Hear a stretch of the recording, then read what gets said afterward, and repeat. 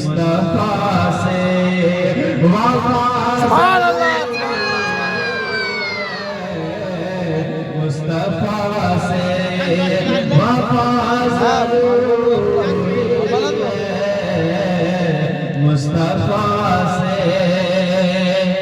इसी कलाम को मैंने अभी कुछ दिन पहले सरजमीन बंगाल में पढ़ा था। इसी कलाम को पढ़ा था तो बंगाल वाले मचल चले थे। तो आप भी मुझे कह दिए सुभान अल्लाह। विरद सल्ले अला ज़रूरी है, विरद सल्ले अला ज़रूरी है, विरद सल्ले, अरे विरद सल्ले अला ज़रूरी है, विरद सल्ले अला ज़रूरी है। अरे मुस्तफा से, मुस्तफा से, मुस्तफा से वफा ज़रूरी है, मुस्तफा से वफा ज़रूरी है, मुस्तफा से वफा ज़रूरी है, मुस्तफा से। और ये भी शेर समाप्त वाले आप हज़रात सुकून के साथ ही मैं क्या कह रहा हूँ, मैं क्या कर रहा हूँ, ताकि जो मैं बोल रहा हूँ, जो पढ़ रहा हूँ, आप अच्छी तरीके से समझ सकें। मतलब कि बोलिए सुभान अल्लाह। के साफ कुरान,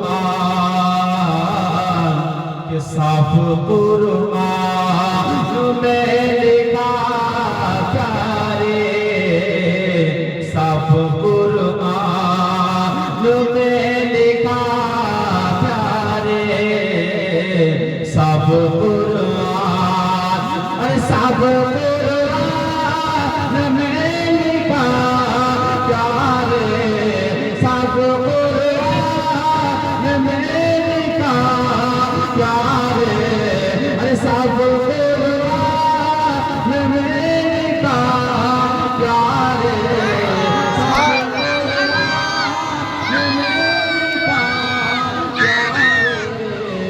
अरे दिल में खौफ है, दिल में खौफ है खुदा सुभान अल्लाह, सुभान अल्लाह, दिल में खौफ है खुदा ज़रूरी है, दिल में खौफ है खुदा ज़रूरी है, दिल में खौफ है खुदा ज़रूरी है, दिल में खौफ है। आप लोगों की समझ में आ रही है? तरफ कहती है सुभान सुभान अल्लाह। अल्लाह, सुभान खुदा ज़रूरी है, दिल में खौफ है, सुभान अल्लाह। और उधर जो मेरी माँ बहनें खड़ी है, इससे गुजारिश है कि आप भी चटाई आलम, लेकर ए आलम।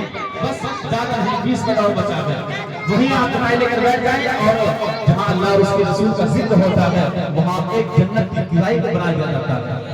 तो आप वहीं बैठ जाइए, वहीं से समाप्त कर लें कि विरद सल्ले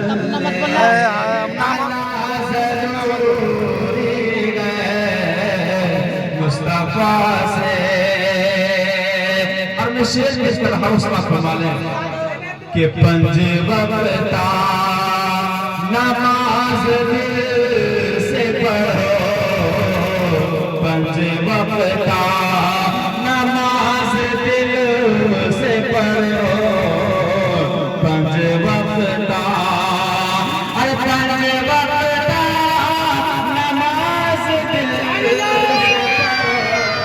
पंजे वक्ता नमाज दिल से पढ़ो, अरे पंजे वक्ता नमाज दिल से पढ़ो। अरे मुस्तफा की आदा मुस्तफा की अदा ज़रूरी है, मुस्तफा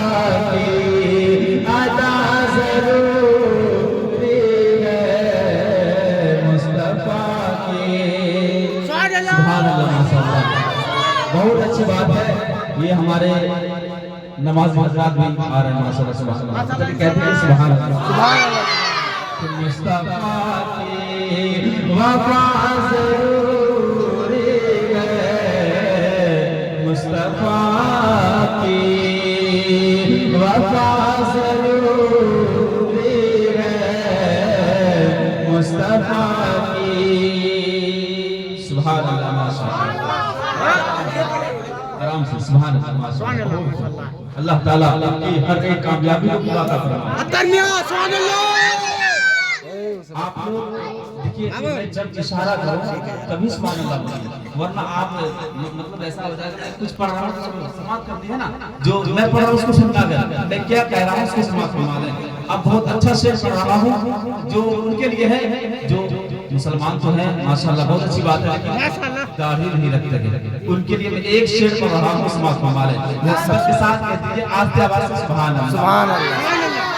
कि दाढ़ी अब छोड़, के दाढ़ी अब छोड़ दो मेरे भाई, दाढ़ी अब छोड़ दो मेरे भाई, दाढ़ी अब छोड़, के दाढ़ी अब छोड़ दो मेरे भाई, दाढ़ी अब छोड़ दो मेरे भाई।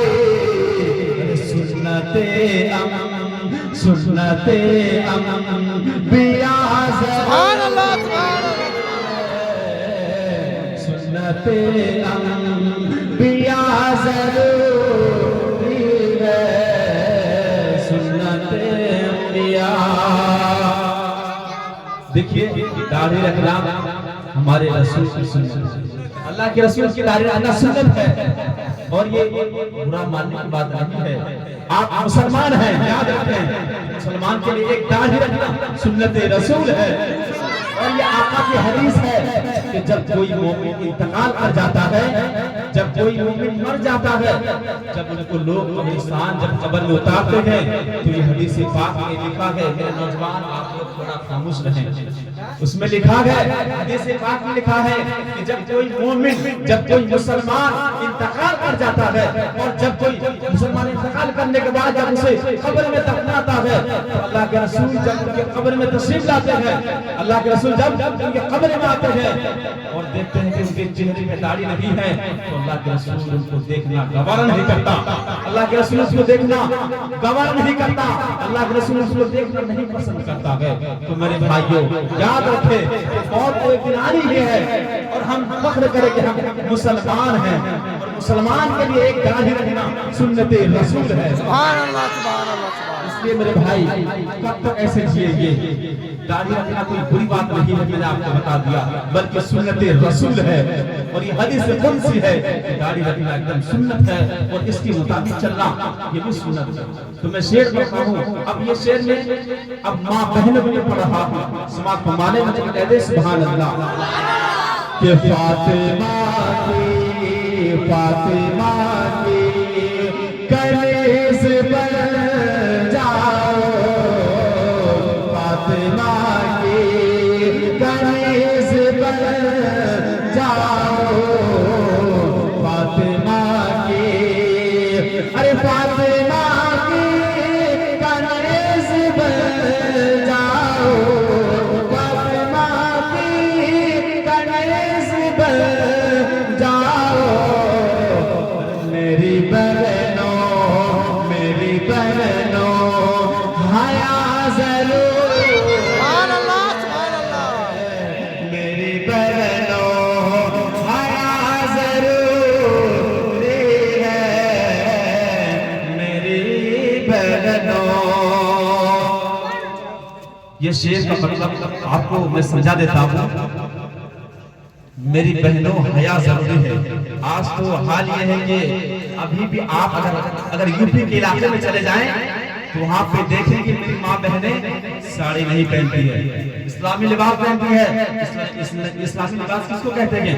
जो पूरे पूरे को ढका रहे। और हमारी माँ बहनें साड़ी पहनती है, उन्हें मना भी करते हैं तो माना नहीं जाता है। याद रखें, साड़ी पहनना हमारे सुभान अल्लाह माशाअल्लाह, ये जनाब मोहम्मद मुख्तार साहब अपने अरमान के नाम से दी है। अल्लाह तबारक व तआला इनकी तमन्ना को पूरा अता फरमाए। तो ये जो है मेरी माँ बहनों से गुजारिश है, आप साड़ी ना पहने, क्योंकि ये इस्लामी लिबास नहीं है। जब कोई साड़ी पहनता है तो उनके हर एक बदन की जिस्म दिखाई देती है, और ये बिल्कुल हराम है। इस्लाम में वैसे भी औरतों को पर्दे का हुक्म है कि वो पूरे पर्दे के साथ रहे। आज भी यूपी के इलाके में चले जाइए, यहाँ छोटी वहाँ चले जाइए, पूरे बदन को ढका रहेगा, पूरे बदन कपड़े पहनते हैं, साड़ी नहीं पहनते हैं। साड़ी पहनता है, अगर यूपी इलाके में कोई साड़ी पहन कर चले जाए तो उसको गैर मुस्लिम समझा जाता है, कहता है ये गैर मुस्लिम है, ये मुस्लिम नहीं है। तो याद रखिए मेरी माँ बहनों की गुजारिश है कि आप साड़ी से परहेज रहें। आप सलवार में बेहतर लगती है, और इस्लामी लिबास सूट सलवार ही है। दुरूद पाक पर सल्लल्लाहु अलैहि वसल्लम सैयदना व मौलाना मुहम्मद सल्लल्लाहु अलैहि वसल्लम